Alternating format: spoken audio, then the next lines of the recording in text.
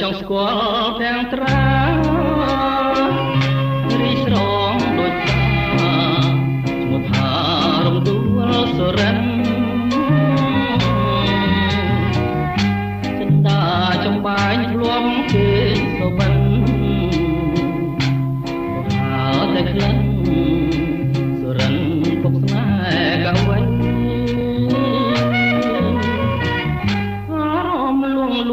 ឆ្លងនឹងសម្រងអភ័ណ្ឌសំផងក៏ស្រងគួរឲ្យបែបទៅ